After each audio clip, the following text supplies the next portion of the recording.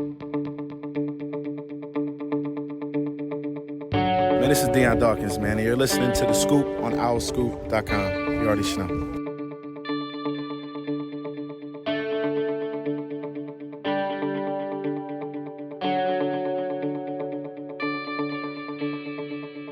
What's up, everybody? Welcome back to The Scoop, owlscoop.com's podcast, Season 8, Episode 49. John DiCarlo, Declan Landis with me again as we continue to just build podcast chemistry together. It's like running routes together, throwing in the off season. Yeah, we're going to be Kobe and Shaq by October. Which one do you want to be? You Shaq? I always saw myself as a Shaq, yeah. I'm Kobe, so I'm technically, God rest his soul. But no, no, I'm dead. Not at all. No. So we're Kobe and Shaq. I don't know. Javon might have something to say about that. I couldn't think of anybody else. That was the first thing that came to my head. Kyle's on vacation. Kyle's in the Outer Banks right now. Kyle will come back eventually and say, "Don't tell anybody about my whereabouts," even though his wife is posting on social media. Wonderful family vacation they're having down there. Ramir's working. Johnny, who knows where Johnny is? Johnny's getting some time off after the Phillies are in Chicago. Yeah. Some well-deserved time, though. Yeah. I mean, at some point he's got to come into work, but, he'll get there someday. What's going on, buddy? How have you been? I'm doing well.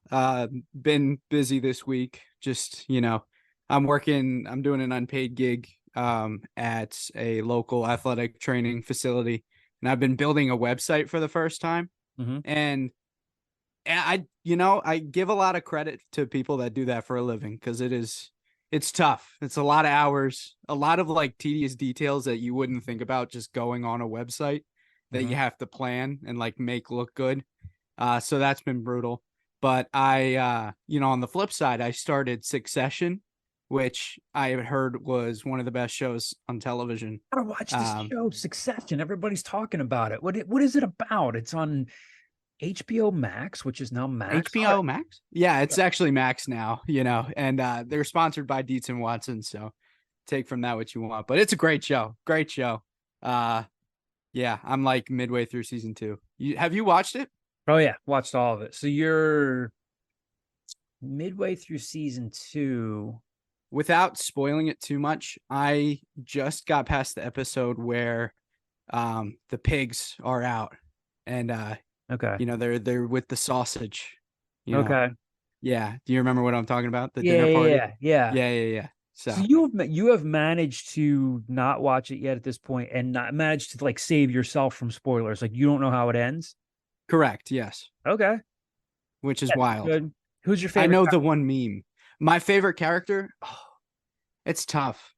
I love Womskams right now. I just think he's funny. Mm-hmm. And Greg. I think Greg's good too. Yeah, Greg's fantastic.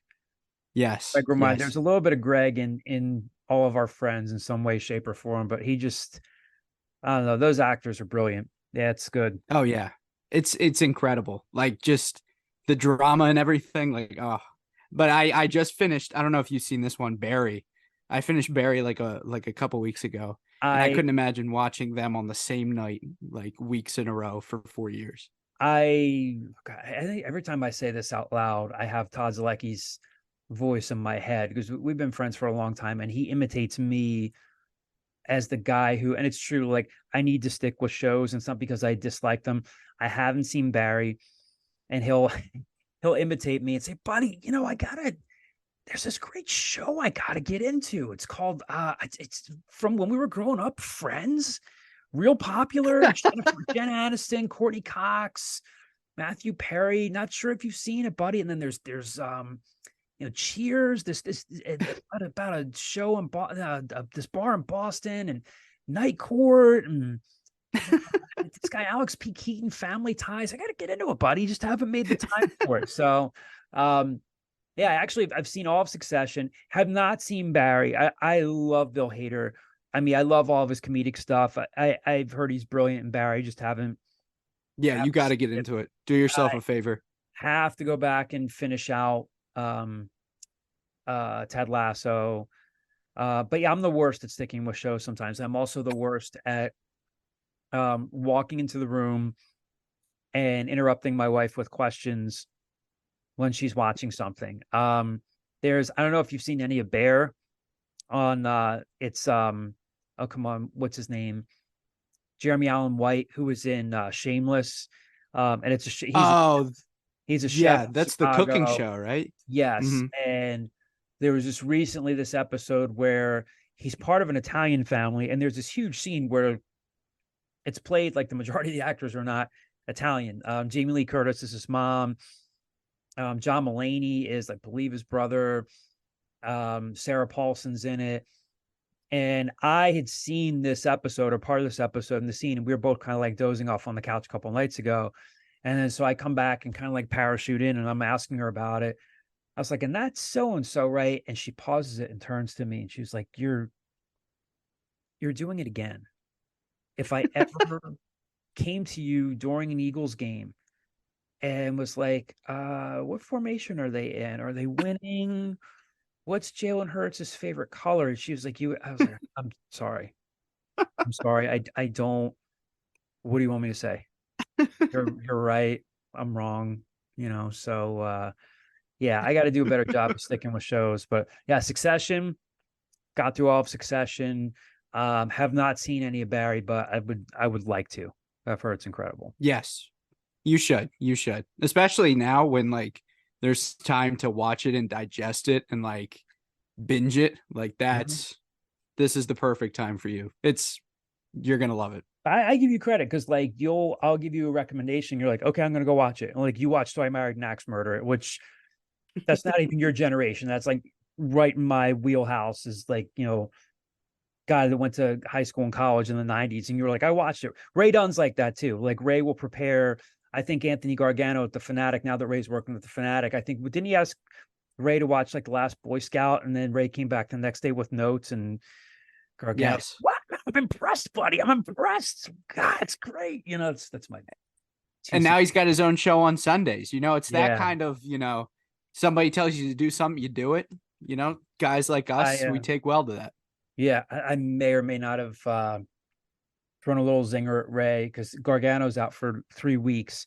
So Ray is he's producing Andrew Salchunas and Jamie this week or over the next 3 weeks. And Andrew and Jamie were talking about just like little like techniques, like when you're single, like walking a dog in a public setting in a park, and like to try to get attention.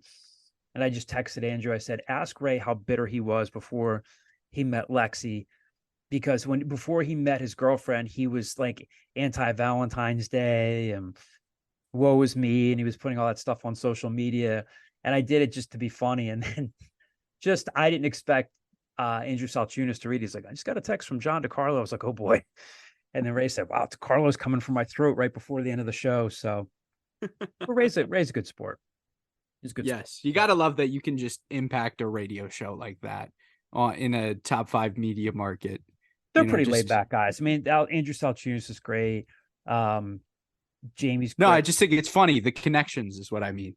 Temple made that you could just text 2 hosts on the 97.5 show and they're reading your text on air. Yeah, It's got to feel good. Ray's doing. I know they love Ray there. So, famous number 49s. Yes. What have you Googled for us this week? I didn't Google this one. Tremaine Edmonds played for the Bills, which is how I remembered that. And that's all I've got.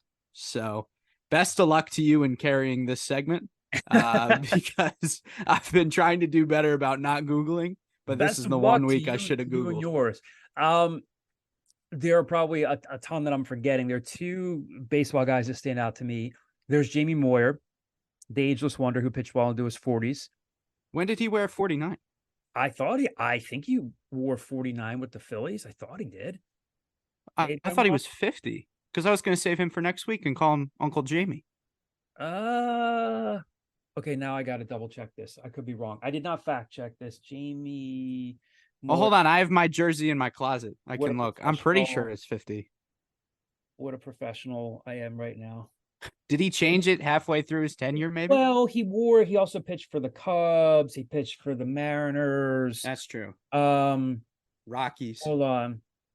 He also pitched at St. Joe's. I forgot about that. Oh, I'll have to look it up. Yeah, He you're right. pitched at Souderton area high school. Yes, he did. Yes, my dad was in his class, or at least there at the same time. Maybe this is so bad. I'm literally Googling. I swear I thought of him as a 49, and maybe I'm wrong. When did Jamie Moyer wear 49? I don't know. How come I swear he wore 49 for somebody. He could have, John. He could have. Um, two others I can think of: Lee Arthur Smith, a former Lee Smith, closer for the Cubs. Harry Callis used to call him Lee Arthur Smith. And then Tim Wakefield, as a guy who, like, I've been a Phillies fan and a Pirates fan over the years, but I love those pirate teams in the late 80s, mid 90s, or early 90s. He was a knuckleballer, pitched for the Pirates. I mean, almost single-handedly helped them win a series against the Braves, and he just didn't get quite enough pitching help there. So, but yeah, beyond that, again, I'm sure there are a ton that were. Oh, you got another one? I've got one. This is going to sound really sus because you know, we're talking about pitchers, and I swear I didn't Google this. I just thought of it. The man that single-handedly, was supposed to be the ace, I feel like, on some teams, and then just drained money out of the Phillies. Jake Arrieta, I believe, was 49. I don't know off the top of my head, but I'm pretty sure that's maybe right. he was. But yeah, he certainly. I'll double check, but I'm pretty sure that's right. Yeah, certainly was draining. That would be. Yes. I mean, obviously, at one point in his career was very, very good, but yeah, he didn't quite live up to that with the Phils. What do you got? Did he work 49? Phils? There we go. All right, I'm gonna make it my Thank you. quest. That does sound a little dramatic, but I think I might make it my quest to find a time in Jamie Moyer's life when he wore number 49. If not, maybe I'll doctor. He might have in gym class when my dad was hitting, 500-foot nukes off of him in slow pitch softball, but I'll have to ask him. That's stories he likes to tell. Really? I wasn't there. Well, they were in the same high school, so there would be no way of knowing. Your dad went to Souderton High School? Yes, he did. You know what? It's dawning on me now that you told me that, and I forgot. So I'm a terrible friend. It's okay. I did say it 5 minutes ago on the air, but it's all right. I know you said it. I know. Well, you said he went to Souderton High School. I know Jamie Moyer went to Souderton High School. I forgot that your dad went to Souderton High School. Oh, yeah. Yes. If you're a Temple fan, I'm sure this is exactly what you came to this podcast for. If you're a Temple fan, you probably love Jamie Moyer. Let's be real. Because how could you not? You know what I mean? Yeah. Okay, let's see. 49, here you go. 1986 to 88 with the Chicago Cubs. Okay. So his first 2 years. All right. And then after that, he was. I thought he wore it at some point, whether it was there or whether it was with the Seattle Mariners. So there we go. You go. Just took Killed that. There. Hey, did not good exactly segment. Kill that. Yeah. The Scoop, as always, is brought to you by Greenspan and Greenspan Injury Lawyers. If you have been injured while on the road or the highway and the crash was someone else's fault, the insurance company is not going to be on your side. You need us, Temple Law grads, who will fight hard to get the compensation you deserve. We only get paid if we win. So in PA or New York, call us today at 215-261-7359. That's 215-261-7359. And you can find them on the web at greenspans-law.com. Once again, that's greenspans-law.com. We got an interview for you guys today with Ben Osueke, junior college cornerback who joined Temple mid-year, was part of the 2023 class from Texas, played at Blinn Junior College. And, by all indications, I think, we were talking about this a little bit earlier today. I feel like Stan Drayton dropped his name at least once or twice. Obviously, he was asked about Ben, when they were talking about their 2023 recruiting class. And I feel like his name might have come up a couple of times here and there during spring ball. And, with Cam Ruiz moving on, he's got some guys that he can certainly contend with, wherever he ends up, what on the field, whether it's an outside guy, field corner, boundary corner, slot guy. Elijah Clark's coming back, Dominique Hill's coming back, Corey Palmer's coming back. You had a couple new guys coming into the fold, but we asked him, and you'll hear this in a little bit. We asked him, like, there's an opportunity for there to an opportunity for you to compete there. So he was a terrific interview, as you'll hear here. Super talkative, really insightful, really interesting life. Came over in third grade, as you'll hear him say, from Nigeria. He's one of 5 kids, right smack dab in the middle. And Declan, you were connecting with him and saying, I'm one of 5. I'm the oldest of 5. And just a real joy to talk to here, and a guy that I think the Owls are going to be really counting on this season. And talk to us a little bit about EJ Warner, guys on both sides of the ball, where he's improved, why he came to Temple, and a little bit of everything here. What it's like playing for Everett Withers, what it's like playing for Dominique Bowman, his position coach. Just a lot of fun stuff that we got into here. So we'll play this interview for you, and then we'll have more for you on the other side. Ben Osueke is with us on the scoop this week. Temple's cornerback, one of Temple's cornerbacks. Ben, thanks for doing this, buddy. How you doing? What's going on? Doing good. Nothing much. Just getting ready for the season, big season ahead. Ben, sitting here on June 29th, we're a little more than a month away from the start of preseason camp right now. Tell us and tell our listeners what workouts are like for you guys right now. Obviously, it's not camp, but pretty much the full roster's there. You guys are in the building. Tell our listeners what you guys can do and what you can't do at this point. Right now we could do a little bit of so right now we're going hard with the running, make sure we're in shape for camp and to get through. I mean, we playing, I don't know what everybody outside the building plan is, but we plan to play 12 games plus more. So we're trying to get in that shape physically and mentally.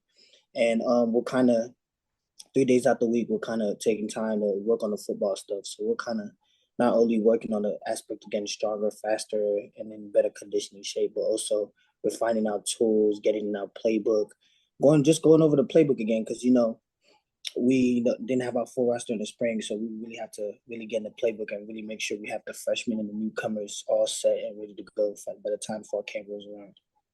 Ben, what did the spring do for you, just in terms of, that was the second time you moved schools. Obviously, you went to a junior college, played well there for 2 seasons. Then you come in as a mid-year guy. I mean, it might sound like the obvious question, but how much did it mean to you to come to Temple mid-year and get spring ball under your belt? What did that do for you, just in terms of your development and your understanding of things? Man, I think it did wonders for me, honestly, just to kind of fill everything out, kind of just get used to it. As you mentioned, I came from junior college. Yes, it's college football, but it's not D1 football. Mm-hmm. And I think I'm playing very high level football here at Temple, very good competition level. So kind of just getting adjusted to that type of speed and kind of just getting adjusted to also the cold too. Mm-hmm. Coming from Houston, Texas, you don't really experience too much of this cold weather. So kind of getting adjusted to that, to see what it's like to be able to play in December in Philly. And also a very big thing, just getting adjusted to my teammates and just getting that playbook early and just giving me a chance to really see how everything is and really come here and compete for a spot and to compete to help this team out. Well, I guess you got the humidity back, right? I don't know if this is like Houston humidity, but it's, it's pretty gross, pretty sweltering, right? Yeah, just a little bit, In that cornerback room, obviously everybody raves about Jalen McMurray, and he's still getting better as a player. And then, I'd have to think beyond him. I mean, obviously every coach is going to say there's competition at every position, but I would have to think it's kind of a wide open competition beyond that. You got Elijah Clark coming back, Dominique Hill coming back, Corey Palmer, some young guys coming in. Where do you think you fit into that? I mean, I know a lot of times you guys kind of get cross-trained to do a lot of things. Do they see you as more of an outside guy? They see you as a slot? Like, what can you tell us about there? Obviously, knowing that there's still a lot of preseason camp left ahead of us. Yeah, honestly, I just feel like you said, it's a lot of talented guys coming back, like Elijah, like Dom Hill, and obviously Jalen Murray coming off a freshman All-American year. But with the new addition of our new cornerbacks coach, Coach Bowman, he's from day one as he stepped in the building. He's always been a fair guy, pushing competition, but the same guy just uplifting each other and making each other better. So I just think we're like, honestly, in my opinion, and I don't know about anybody else on the team, but I feel like we're one of the best position groups on the team, just because if one guy goes down, God forbid, another one could roll in with no drop off. So I just feel like we just have that depth and just trusting each other, and we just know to compete with each other. So I just feel like we're one of the best women, not only in this conference but in the nation. Ben, we've already talked about him a little bit, but Jalen's name is brought up a lot as a single digit guy, and he got that single digit early in his year or in his career.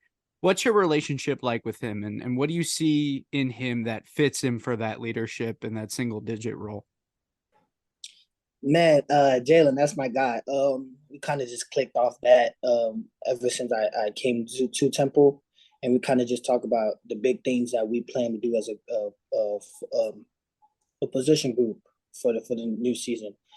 Man, he's just one of those leaders that's just gonna tell you how it is. Like he doesn't sugarcoat anything. Like every guy could come to him. I've seen the freshmen coming to him asking him questions, and he's just that guiding hand to everything. Like I like to say, but I like to say that some schools have those people who think they're better than everybody. But Jalen knows he's that guy, of course, and he has that competitive edge about himself. But he also is one of those guys that relates to people maybe that not a single digit or a freshman or people who might not be on the travel squad. Like everybody feels like they could come to him. Like I see him getting along with walk-ons, talking to everybody in the building. So that's just that type of guy he is.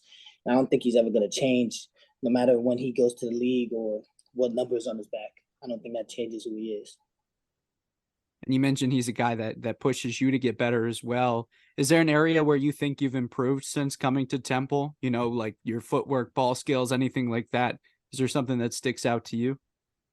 Man, not only him, but my Coach Woman, is just a big harp on technique. I feel like my technique has gotten better. I feel like I've gotten faster, stronger. I've added on weight, and I just feel like I'm more confident going into this fall season than I was going into spring. So I just feel like one area I'll say for sure I've improved in is just kind of just knowing the playbook and trusting myself and to be able to play fast in this system. I guess that's always important, right? For fitting in, but kind of on that same track, you know, this maybe didn't affect you as much, but in the offseason, the team lost DJ Elliott as the defensive coordinator to the Eagles, and now Everett Withers comes back as the defensive coordinator. I think a lot of the guys have said that not much has changed with the scheme or the playbook. Did that affect you at all as you were coming in as the newer guy, or did it not as much because you were working more closely with Coach Bowman, like you mentioned? I would say it affected me just because I had a strong relationship with Coach Elliott because he's one of the reasons I did come here. So that I feel like that he when him leaving did affect me. But like we say in Temple, we're always happy when people move on and get better jobs because that's what we want to do. Obviously, all the guys want to make to the NFL and stuff like that. So when people move on and get better jobs and kind of just go into a new chapter in their life, we congratulate them and be happy for them. And but I would say the scheme has stayed the same. Coach Wood is a great DC. I mean, you could just look at the track record; it speaks for itself. So I don't think there's really any drop off as far as like us being one of the best defenses in the country. Obviously, we will miss Coach Elliott and his presence in the building, but I just feel like Coach Wood is. I mean, like I said, the track record he's going to do very good at the job. And then kind of focusing on Coach Bowman, can you tell us a little bit more about your relationship with him? You know, he's considered to be one of the better young assistants in college football. And he seems to be pretty energetic and hands-on in terms of teaching technique. Like you mentioned, you've improved big time in that. Can you just talk a little bit about, you know, day in, day out with Coach Bowman and you know, how does he compare to other coaches you've had? I feel like he's one of the one of the best coaches I've had as far as my football career goes. Not only on but off the field, like he just keeps it real and just let us know that it's gonna be hard, it's gonna be difficult, but we have to push through. Like, and then he just always preaches, like I was telling y'all, he always preaches competition. Like nothing's gonna be easy. He doesn't want to give nothing in the room out. Like even Jalen McMurray, who was a freshman All-American, he told him as soon as he came in, you're gonna have to work. And Jalen responded well during the spring, and he's just the type of guy that also came in and said that everybody has a clean slate with me. No matter what you did last season, I'm here to see what y'all could do. And I feel like everybody's just improved as he walked into the room. Like he's just high energy and he could relate to everybody to where everybody just latches onto him. Like he doesn't do a lot of cussing. I haven't heard him cuss one time at us or yell at us one time just because everybody relates to him. We just have that respect for him because he knows what he's talking about. He knows so much in the game that when he talks, you just have to stop and listen so you can really soak in that knowledge. So I just think his energy and his aura just brings us someone that we needed in this program. Ben, take us back to why you chose Temple, coming out of Blinn Junior College in Texas. I think you had offers somewhere along the way. You had, I think, SMU, Hawaii, Rice, USF, Colorado State. You had some offers, you had some options. What at the end of the day, why did you choose Temple? What was your recruitment like, and why did they stand out above everybody else? My recruitment, it was fun, honestly. You hear a lot of kids these days talk about it was stressful. Obviously, there is a stressful part, just making sure you have everything right. But I feel like it was more stressful to my part because I have 2 years to play three, and I kind of wanted to make the right thing. Like me, I don't plan on leaving. I don't plan on transferring, so I just wanted to make the best decision I can to know somewhere I could come in, not only get better for myself but also win. I chose Temple honestly, just big relationship guy. Like I just feel like I was needed. I was wanted here. That was the big driving force, and it kind of preached family. Like as you know, Temple is not the one with Temple is not a school with flash and all this money, and then we taking pictures and Lamborghinis. No, they you see the real. They keep it real. They keep it authentic, and I like that. They told us, hey, we don't have what Georgia has or any other school has, but we're gonna work and we're gonna win here. And I kind of when I committed here, I asked Coach Drayton, what's his plan? Like, because I wanted to know how you plan to turn this school around to where it was before. And he kind of walked me through that plan, and it kind of fueled me, and I got goosebumps from just talking to him. And ever since we had a conversation, I committed, and I've been committed ever since to the process and just giving everything I got. What was that conversation like? I mean, can you let us in on that? What did he say in terms of his plan? Obviously, he's been around winning. He's coached Bijan Robinson. He recruited him. He's been around, he's been around Zeke Elliott, Carlos Hyde at Ohio State. He recruited years ago. He recruited Brian Westbrook to Villanova. And like, we know the good players he's been around. He's been around big time programs. So when he said to you, here's how I plan to turn around the program, what does that look like? What could you tell our listeners about that? Man, Coach Drayton just keeps it real. He just wants hardworking guys. He wants hard-nosed football players that want to be here, that want to work. That's not here for the money or for this or that, but just wants to win. He wants to create, like we have a thing called tough. You know what I'm saying? So he wants to create. He wants the T's for toughness is used for unselfishness. The F is for family and the F is for finish. So he wants us to really put that ingrained every time we do it. So he wants us to be tough. He wants us to want to win for each other, not for ourselves. So it was kind of a conversation like, why do you want to win? Why do you want to come here? Like he even got away from the football aspect and even talking about developing the whole man, about getting a degree. Because let's be real and realistic, not everybody's gonna make it to the NFL. So his big thing was like, you're gonna go to class, you're gonna get that degree, and that's my number one goal for you to graduate. And he kind of preached on us having a 3.0 GPA, which we did hit this last semester during the spring. So the thing that really attracted me in that conversation was him not only talking about him winning and bringing in the guys that needed to win. As you can see, we've added a lot of ammunition to the roster and creating depth, not in the position, but depth to where one guy falls in, another guy can replace, but also building a whole man. And then even going back in before that, you played 4 seasons at Foster High School, not too far outside of Houston. Did you enroll at Blinn just to kind of get more exposure with your recruitment? I mean, what was that like? Because again, like there's a lot of good high school football in Pennsylvania, New Jersey, Florida. Texas is like a whole other beast down there. And again, there are really a lot of good players. What did you go the JUCO route because you felt like I want to kind of get a little extra exposure? Can you like walk us through that? What was your decision to go JUCO before you came to Temple? Yeah, so my decision to go JUCO it had a lot to do with me getting injured early in my senior season, and kind of that cutting short because we lost the second round of playoffs before I could come back. But another reason, just kind of seeing that not a lot of schools wanted me, and then kind of COVID kind of affected it. Yeah.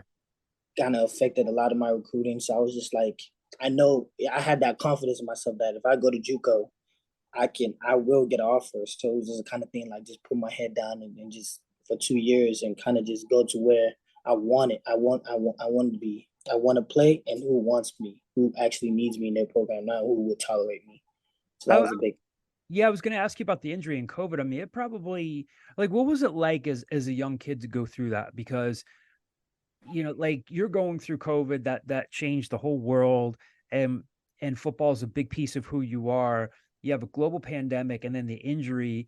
And like you said, with recruiting, it's a competitive thing. Like, just as a human being, was it tough to go through that, to say like, I know I'm better than I am, and I don't, because of the injury, I don't have as much on tape. And yeah, like, what was it like? Did you know you wanted to go JUCO right away, or were you thinking of like, maybe I'll just go here just to get the scholarship or try to walk on? Was that, how tough was that? My senior season was tough. I mean, I wanted that spring bad because I felt like I had a lot of things coming, and I felt my path would have been different if I did have that spring going into my senior year. But God has different plans, and when it kind of happened, I was just praying that we had a season. Some states didn't have a season, but thankfully, Texas was one of them states who did have a season, and I kind of went to that season like this is all or nothing. Like, and I gave it my all, and I was working, grinding. So when I did get hurt, it kind of crushed me. So I was thinking about walk-on opportunities, and JUCO kind of popped into my head to the fact that I could just go somewhere for 2 years and kind of be where I am and don't have to sit somewhere else and then don't be wanted. So and Coach Ryan Mahon came to me, and it was just work from there.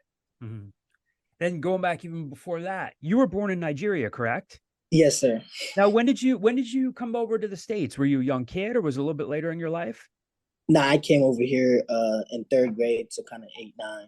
Okay. And tell us, what was that like? What was that transition like? It was different, honestly. Just being a young kid from Africa, you don't really see too much. You don't really see a lot of diversity racially and everything. You don't really experience a lot of things. All I knew was me, my mom, and my sister back in Africa. To come into this big world and seeing all these kids and in this big school and all this vehicles and everybody having cars and stuff like that. It was different, but I adjusted because I met people that helped me adjust along the way.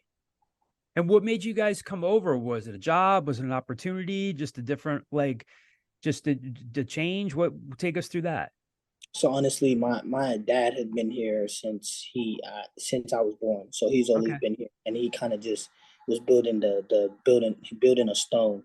So me and my sister could later come and get a good education, and that's what my dad has always preached about, us getting a good education and kind of just bettering our life. So he was been working hard ever since I was born to kind of just get us here to really better our life, because it's from coming from where we come from in Nigeria, it's hard to not live from check to check. Mm-hmm. I would have to assume that you get a lot of your work ethic just from like what you've seen from your family, I would think.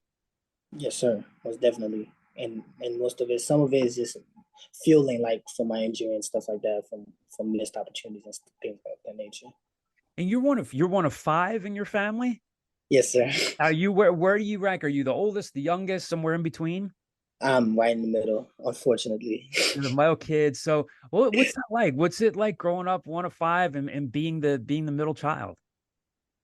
Ah, Lord. They had the youngest two kind of later when I was in high school, but it was fun. It's a lot of personalities, a lot of things going on, big family. Like, you have to come downstairs, eat first, or like you're not eating sometimes. So things of that nature. Things of that nature. But honestly, it was fun just having a lot of people in the house, just a lot of people to talk to and relate to you that's been through everything. Like, when your sisters go to high school, now it's your turn to go to high school. So you even use some of the same textbook and things like that. And they give you all these advice on the teachers and everything like that. So I'm glad I had people who went through it, so I know what to be prepared for, especially as someone coming from a foreign country. I know what to expect. Ben, when you mentioned that, I'm the oldest of five too. So when you said about getting downstairs first, I totally felt that. But kind of switching gears, you mentioned you came over to the States in third grade. When did you start playing football? I actually started playing football very late. I started playing football in seventh grade. Seventh grade actually. I started playing running back. I just kind of was just doing it just to do it because they didn't have any soccer in middle school. So I was just like, let me just do something. And I just fell in love with it around high school time. And when did that switch to cornerback take place? Did you always play, did you play on both sides of the ball? How did that work? Yes, I was playing both sides of the ball 7th and 8th grade, but 9th grade is really when I started. I played corner most of the time. I mean, I wasn't very good, but I played it. And then and then 10th grade is really when I started becoming own and really learning more about the position and really learning more about football. So I feel like that's when it switched to where it's like, okay, you're playing defense, you're not catching no more touchdowns. So that's when it happened. And was that kind of your choice, or did coaches move you to cornerback? How did that work? It was kind of my choice. I just like doing a lot of research and kind of trying to learn about football. Obviously, I was self-taught. I didn't play no Pop Warner, or my parents didn't play football or anything like that. So I had to really teach myself most of the stuff, most of the rules. I kind of just fell in love with just the position, just watching guys like Jalen Ramsey, Tre'Davious White, all those guys, J.C. Horn. I kind of just fell in love with the position, honestly. That's awesome. So now, kind of changing subject a little bit. So now all of the February recruits have enrolled in school, and you pretty much have the completed roster in the building now. You're sort of a new guy to begin with in that you came mid-year. But are there any other new recruits who have kind of caught your eye, or guys you've bonded with based on how they carry themselves in the field or in the building? Yes, sir. I'm a very simple guy. Like I first I like to observe people and see how they are when it's time to work. That's the first thing. I got to see what type of guy, so I could see if I could be friends with you, because you want to keep yourself around the same-minded people. And I kind of like guys like Caleb Barnett and Daryl Sweeting. Like those are hard-working guys who came into mindset with. I don't care if Jalen McMurray, Ben Osueke, Elijah Clark, Dominic Hill is here. I'm here to compete. And we need that in the room. Guys who want to play early, guys who want to help, guys who want to contribute. And kind of guys y'all don't even know about, like the walk-on Aaron Anderson. Came in the program late after trying out, and is a guy who's committed to making the travel squad. Like I said, we have a lot of guys who want to play and who think they could play. So I feel like those are the guys that I'm looking at, and bonds that I'm really creating. And another guy I'm sure that works hard as well in the building is Jordan McGee at linebacker, another single-digit guy. On your side of the ball on defense, who impresses you in terms of how they play, how they practice, how they carry themselves, similar to him? Man, like you said, Jordan is a dog. I mean, I seen it first day of spring. He just kind of popped out to me. I'm like, okay, now I see why he has that single digit on his back. But another guy, another guy that impresses me that y'all about to know in a couple months is Taiwan Francis, Dewan Black, and Lato Jordan, along with DJ Woodbury, who mid camp, mid spring ball made the switch from outside linebacker to middle linebacker, and in 2 days was making plays flying around. Another guy, I feel like there's a lot of people that I feel like are improving. I hope I don't hurt nobody's feelings or miss anybody, but Brendan Scott, Elijah Derrieville took a big leap, and he's looking like that guy in the middle of the field. Alex Odom, another guy that I feel like was snubbed of all conference till last season. And I feel like we're all just ready and hungry to make a big jump, not only personally but as a team. And then, Ben, on the offensive side of the ball, the guys you go up against, I always enjoy getting the defense's perspective on the offense, because it's one thing, games are games and we can see what goes on in games, but in practices, you guys are working on situational stuff. You see the interactions that go on, the coaching that goes on. Maybe some of the receivers or the tight ends, I don't know if you're chasing guys around the middle of the field. I mean, tight end room looks deep. Wide receiver room has improved. Who are some of the guys that pop out to you on offense? I would say Dewan Mathis, a guy that switched from quarterback to receiver. He's kind of getting into his own and really learning the position and learning how to run routes. Obviously, if you have a great quarterback like EJ Warner really helping you, and a receiver coach like Coach Williams Jafar, who's really helping him build into that position. And we also got another speed star from Colorado State who put up 800 yards as a freshman and really has done it at a high level in the Mountain West, and Dante Wright. So I feel like those two guys are guys that really give me not really a hard time. Not a hard time, but those two guys are really going to shock the confidence and really take over. You mentioned Dewan. He's got he's faced his own adversity in terms of his recruitment. He was kind of like at the opposite end. Like he had everybody wanted them. I mean, he had Ohio State, the cream of the crop program was recruiting him, ends up at Georgia. And then he had the starting job at Georgia, lost it. I mean, he had a brain surgery down there. And then he transfers to Temple, tries to play quarterback again. That didn't work out.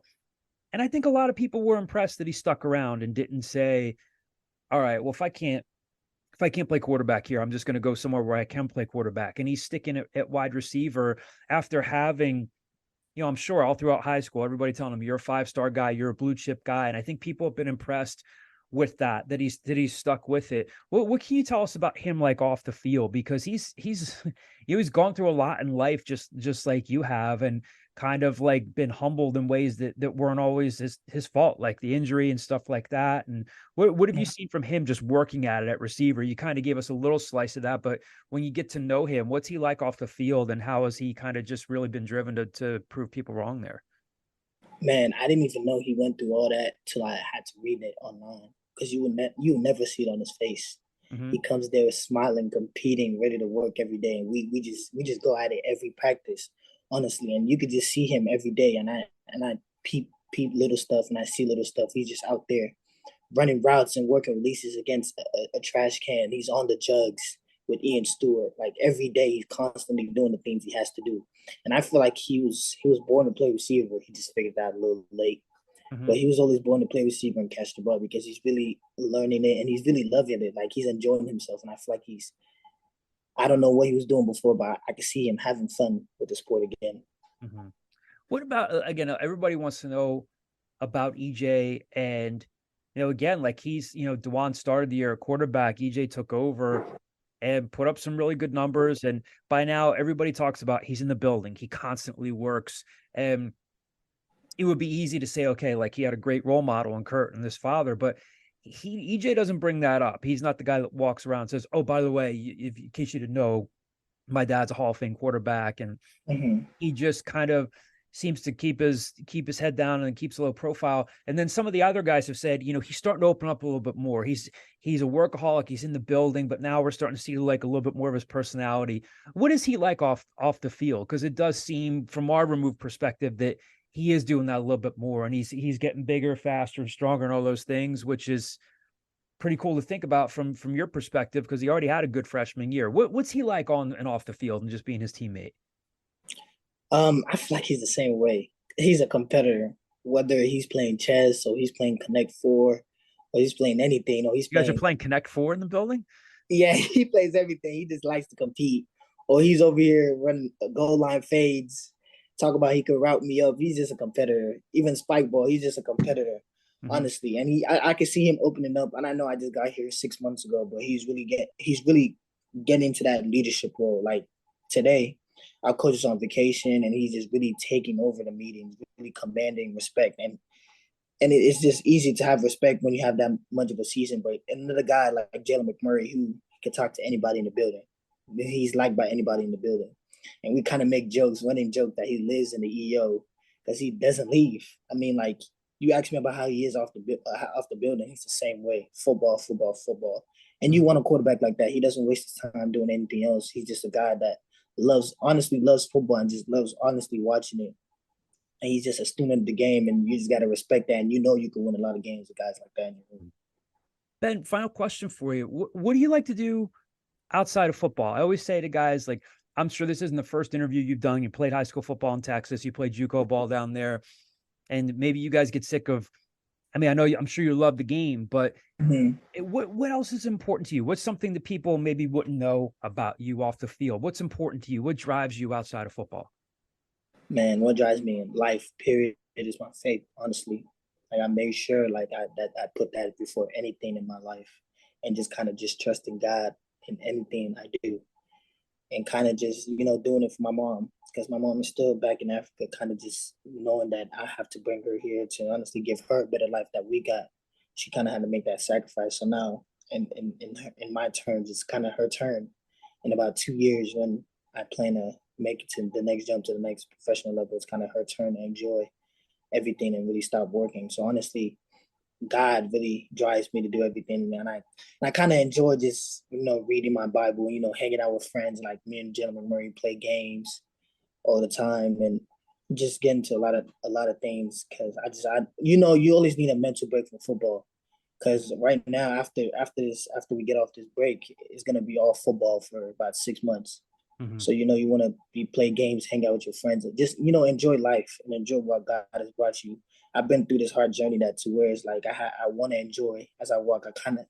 I kind of want to smell the roses sometimes, kind of just be like, dang, I really made it sometimes, even though I didn't make it, but all my hard work is somewhat coming into fruition. So it's kind of what I do. So your father's here still in the States and your mom's back in Africa now? Yes, sir. I mean, I'm sure it's got to be tough. Like how often do you get to see her, or when was the last time you got to see her? What's that like?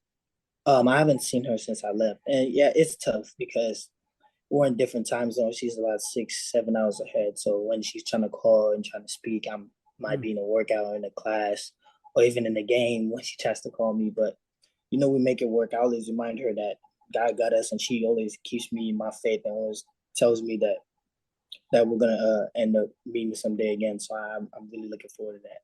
Oh, that's incredible. So since third grade, you haven't seen her. Yes, sir. Wow.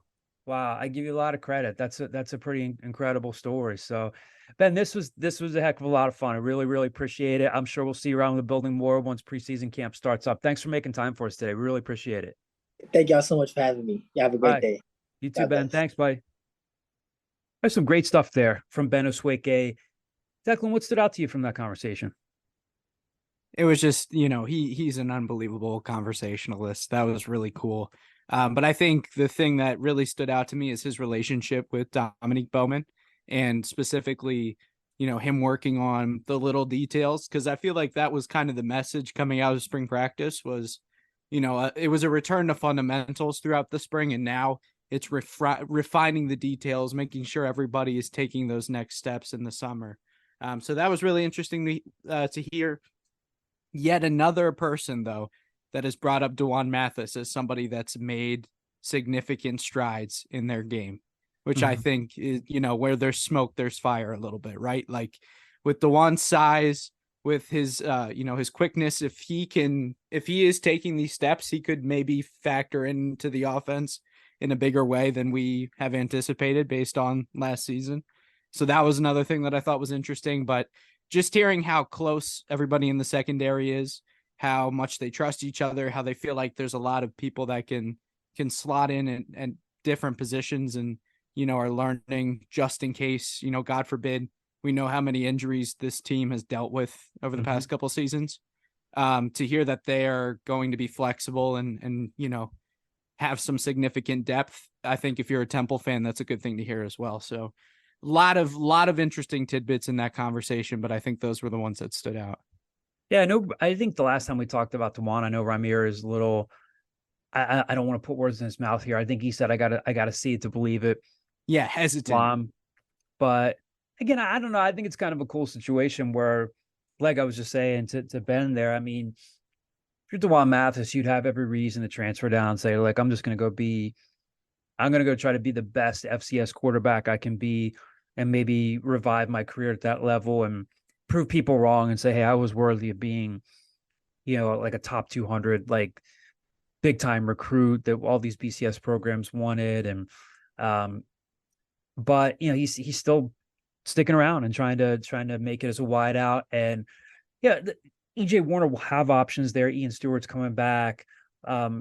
He's got some options there. He's got a good tight end room to throw to. So, but yeah, his name comes up again, and really just a kind of a cool story in terms of, it wasn't cool for him at the time, but a guy that, had it not been for an injury, had it not been for COVID, he might have stayed healthy in high school, and yeah, maybe he ends up at a TCU, an SMU, stays kind of local down there, or a Baylor if he was playing at that level. But that, an injury and COVID affected his recruitment, so he wanted to go to JUCO, and like you said, everything happens for a reason, and maybe Temple's getting a pretty good guy that can impact that room. Again, you can hear him talk, and he's super outgoing and super smart. So really enjoyable to talk to him. And again, it's June 29th right now. Before you know it, preseason camp's going to be here in a little bit more than a month. And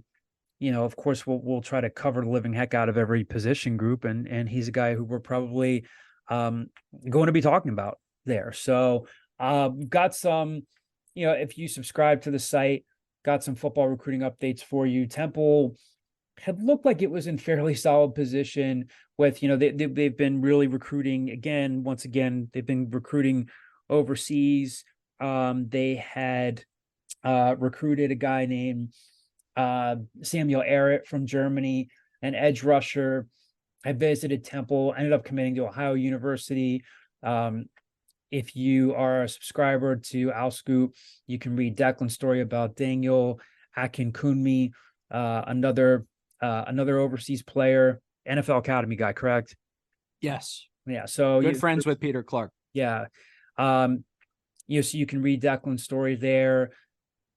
Football recruiting news is going to be ongoing at this point.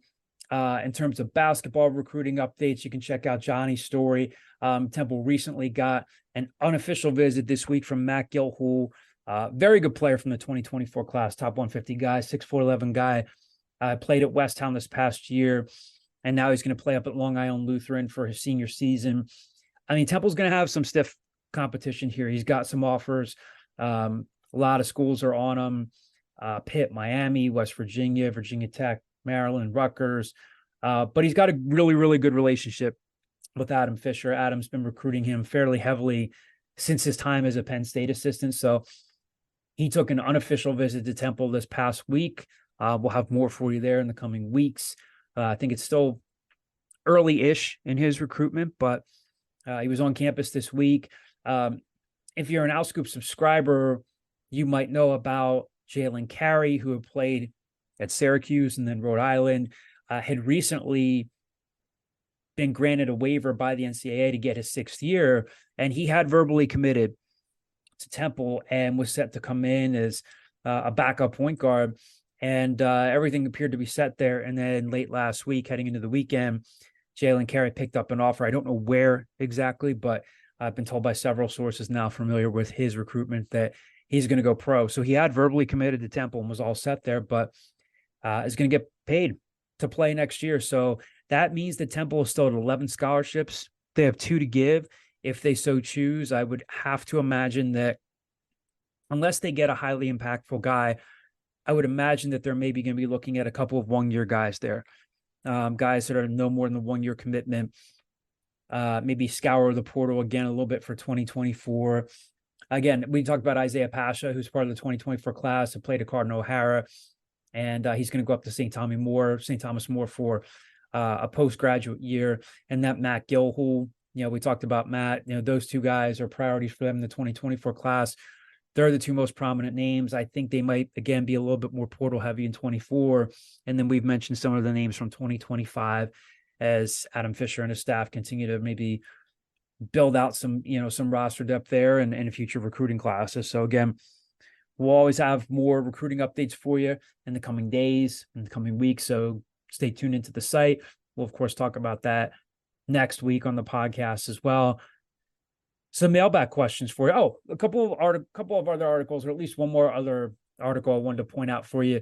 If you're a Temple women's basketball fan, you can check out Declan's story on Adina Webster, Diane Richardson's first verbal commitment from the 2024 class. I believe her scoring total last year down at Archbishop Carroll, and this is the Archbishop Carroll down in Miami. She averaged 34.4 points per game. That ranked her 2nd nationally among all high school juniors. So Declan, you talked to her. You can check out that story. And again, we'll always have recruiting news for you in these coming weeks for you guys.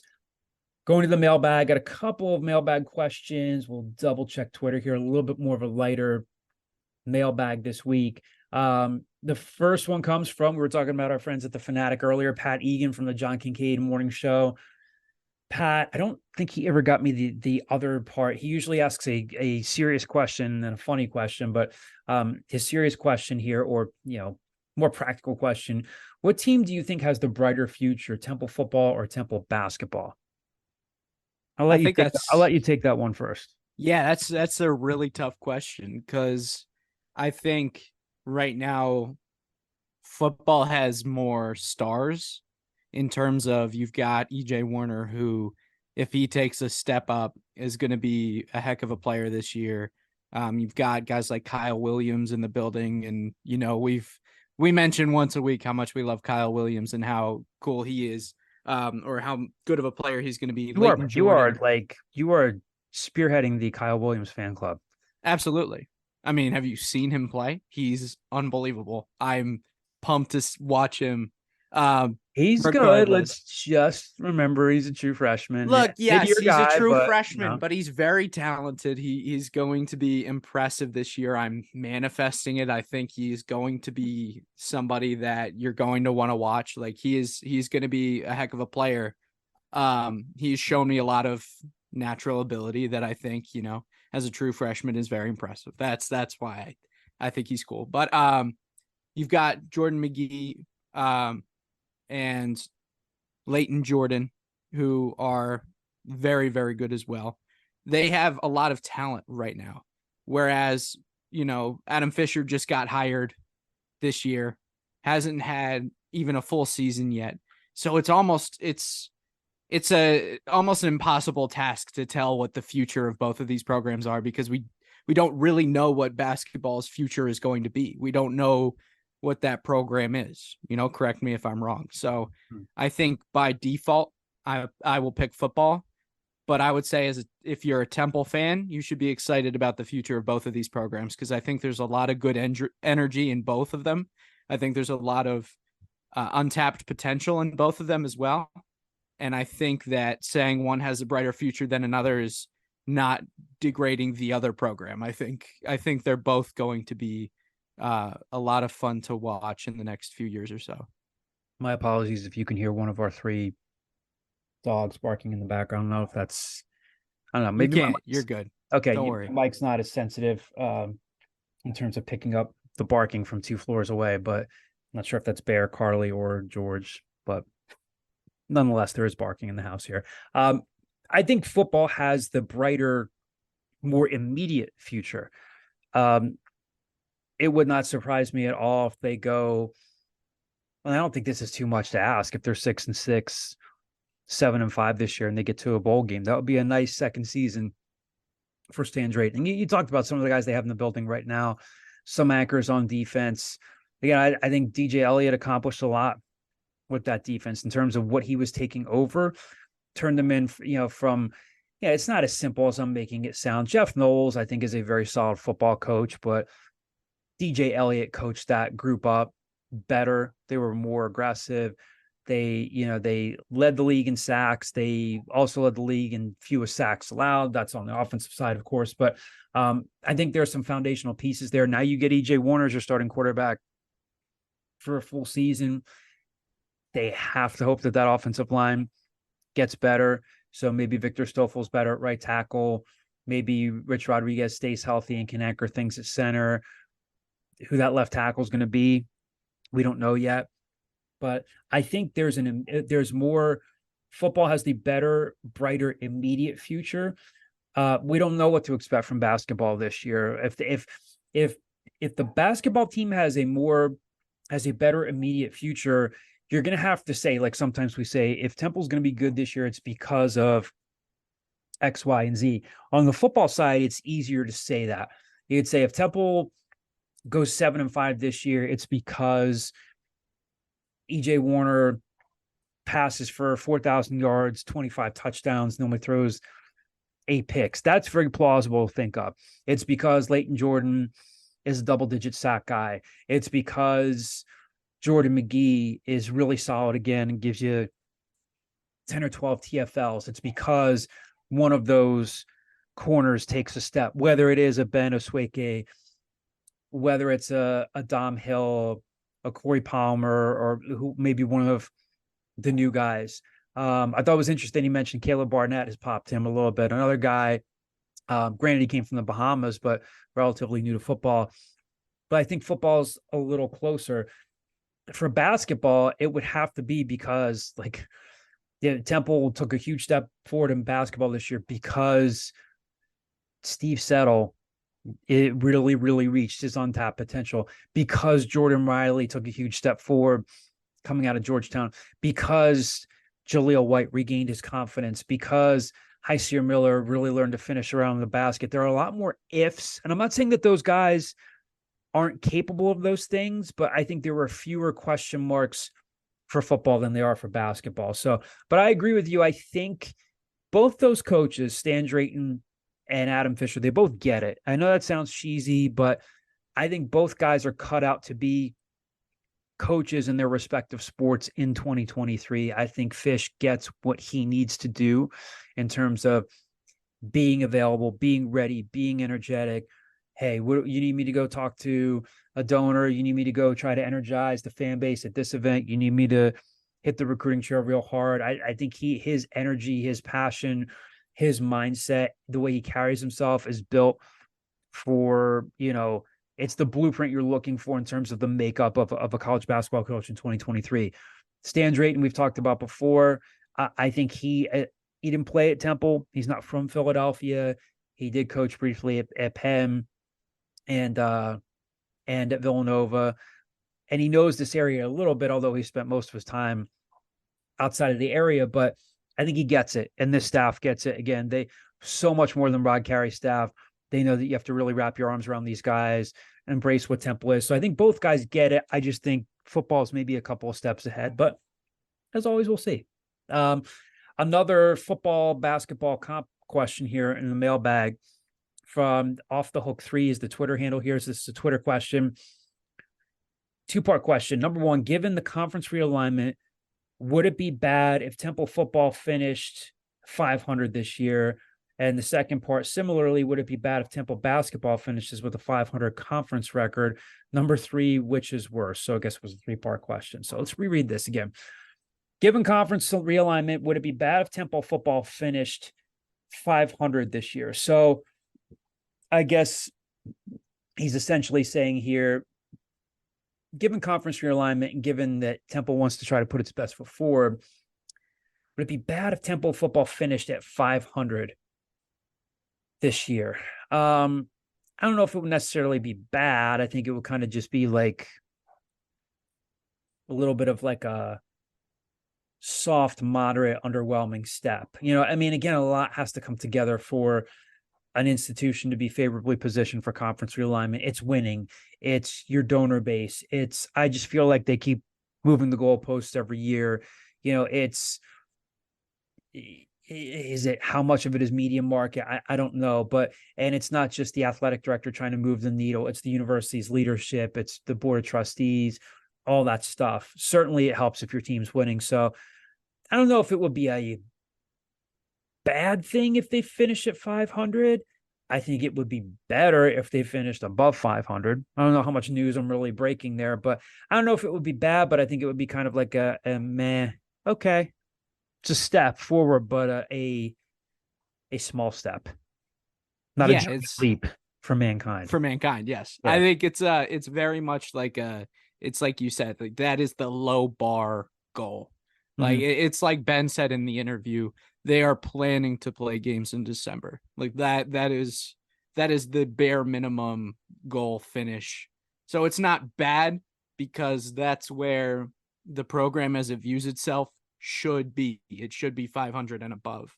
But I think you're right. I think if they want to make significant noise, it's got to be at least a 7-5, an 8-4, like winning most of the games earlier in the year and then beating the teams like Navy where it was right at the end, or a team like Memphis that blew them out in not embarrassing fashion, but it was not great fashion last season. So like, I think things like that, taking steps in that regard is big for this season. And if they can finish at 500, which I think they will finish above 500, but that, let's see how far above 500 that can be. Yeah. Number two, similarly, would it be bad if Temple basketball finishes with a 500 conference record? I don't think it would be bad if Temple finishes. I don't think it would be bad if they finish with a 500 conference record in hoops. Just again, the biggest question there is for all the problems that he caused chemistry-wise, team chemistry-wise, and look, I'm not trying to besmirch his reputation, but let's face it, way too many people have told us the Caliph battle was a huge problem for the team last year, where we're not breaking any news there. But he's gone, and I think that's a good thing. I think it's the best thing for everybody. I don't know if he's ever actually going to play a game at Arkansas. We'll see. But he's gone, and Damian Dunn is gone. And right now, you can't say with any degree of certainty that Adam Fisher has that guy that can get you to like 8 straight, 10 straight, get you 25, 30 points like Damian Dunn can, like Caliph Battle can. Is that Heisler Miller? I don't think so. Is it Jordan Riley? I don't think so. I think it's going to have to be a more collective effort. I think Zion Stanford could help him this year, but he's not a guy that's going to come in and score in bunches. So basketball is a bigger question mark. I think it's a little bit more of a rebuild, even though Adam Fisher has said, I don't want this to be like a 3 or 4 year rebuild. I want to win right away. But if they finish with a 500 conference record, I don't think that's a terrible thing in their first year. I know Houston's gone. I know UCF's gone. I know Cincinnati's gone, but Memphis is still there. SMU's still there. You're bringing in FAU, a Final Four team. Final Four, yeah. So I don't think that's a terrible thing. I don't think it would be bad. Number 3, which would be worse? I think it's worse if Temple football finishes with a 500 record. Again, I think that would be progress. Yes, incremental progress. If they finish 6-6, you're 3 wins better than you were last year. But I think it would be worse comparatively if Temple football finishes with a 500 record. Again, I think that's like a okay, but kind of a kind of step.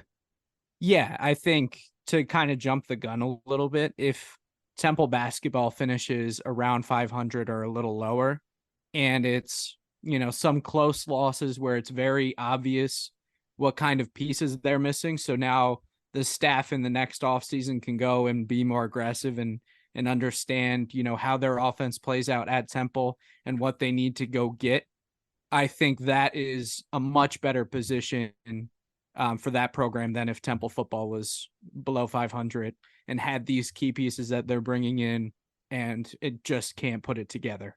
I think that makes a lot more sense for the future of the program for Temple basketball than it does for football, because like we mentioned, we have no idea what this team is going to look like, how it's going to play together. The only people that know that are in the building. So there are just so many question marks around this season as a whole that if football, was worse than 500, then you start to point the finger a little more at them than if basketball was, because it's just a difference. What a difference a year makes, I've heard that one before. Yeah, I know it's cliche, but it's cliche for a reason. It's cliche for a reason because, it's over and over again. It plays out like that. You're right. Well, that'll do it for this week. Thanks for joining us for another episode. Thank you very, very much to Ben Osueke for joining us and spending as much time as he did with us. Hope you guys are all doing well and enjoying your summer. We'll talk to you next week.